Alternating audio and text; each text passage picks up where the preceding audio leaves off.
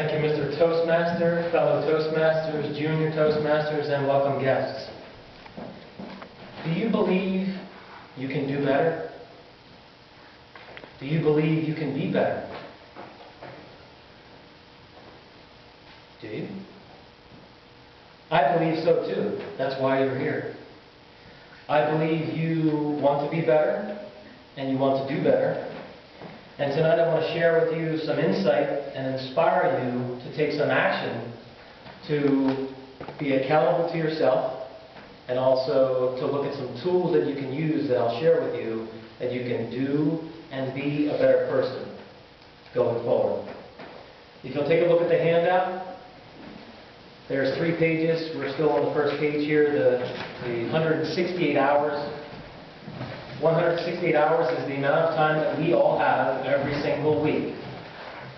So discounting the time that you sleep, that you work, if you have a job, and you're in school, all the other hours are extra hours or time that you can decide on what exactly you want to do.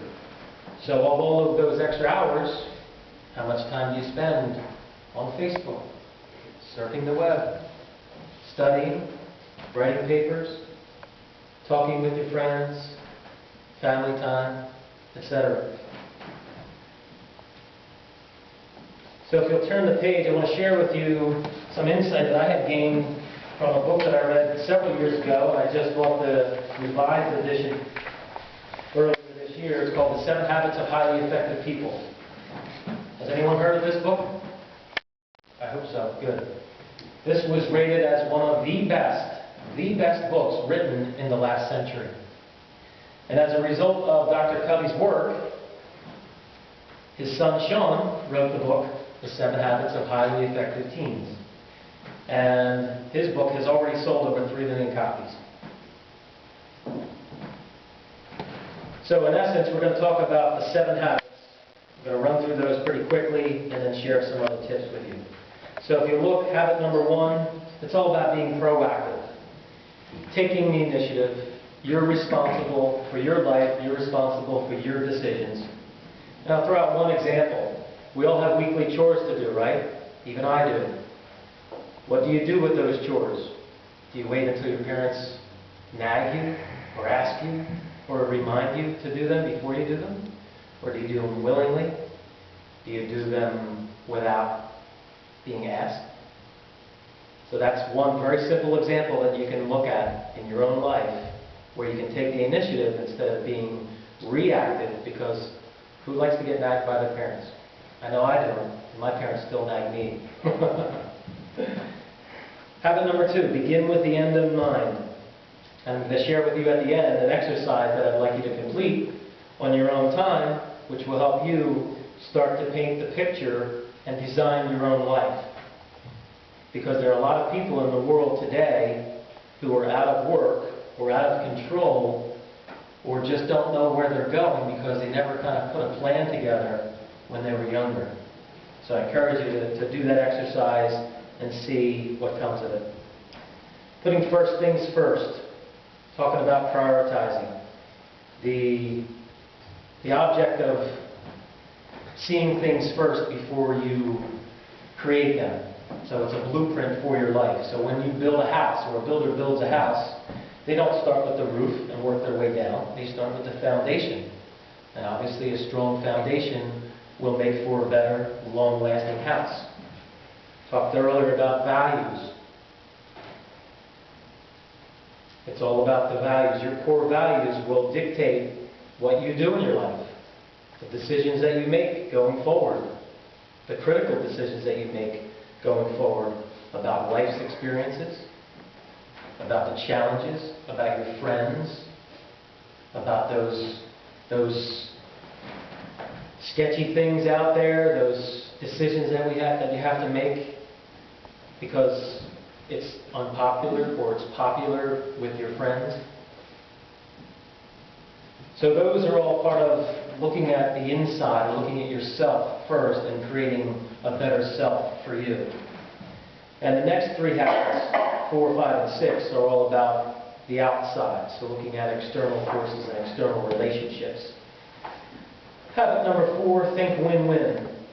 So think of life as an all-you-can-eat buffet, right? There's enough success, there's enough happiness, there's enough riches and good in the world for everybody to win. There's a brief story, I want to share a brief story with you about two girlfriends who were on the basketball team. They both made the varsity basketball team as sophomores, and we'll call them Mary and Elizabeth. And Mary was the better one of the two. She started pumping 10-foot shots in the first half dozen games, and she was the star. She was getting all the accolades. She was getting all the attention. And Elizabeth, her best friend, didn't like that. So Elizabeth started to hog the ball. Every time Elizabeth got the ball, she wouldn't pass it to Mary. So what happened was there was some contention there was some friction. And Mary decided to talk to her dad, and her dad gave her some wise advice. He said, "Sweetie, every time you get the ball, pass it to Elizabeth." She looked at her dad and said, "I'm not going to do that, Dad." And her dad reiterated that point. Every time you get the ball, pass it to Elizabeth. And the next game, that's what she did. So what do you think started to happen? They both started to collaborate, they both started to win, and they both started to win or have success in their games. And their relationship was better for it. Seek first to understand, then to be understood. That's habit number 5. And I want to share with you a parent's checkup. And whether you have one parent or two parents or a guardian, it doesn't matter. Think of this in terms of whoever's taking care of you on a regular basis. On a scale of 1 to 5, 1 meaning no way, 5 meaning heck yeah, how would you rate the following? You don't have to answer these, just think about it. I have a good relationship with my parents. I show my parents respect. My parents trust me. I frequently help out my parents without being asked. I know a lot about my parents, such as their likes, dislikes, values, dreams, and what makes them tick. My parents and I communicate well with each other. We are pretty good at solving problems or conflicts. If and when we do fight or argue, my parents and I make up pretty quickly. And lastly, I can honestly say that I love my parents.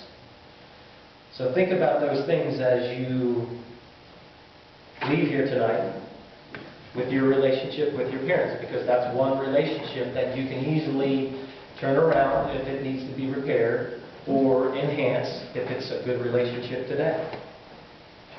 Habit number 6 is synergize. So taking the highway, there's so many examples, there's life examples every single day, decisions every single day that you're faced with. You can take the high road, or you can take the low road. Generally speaking, if you take the high road, you're a much better person for that. And in the end,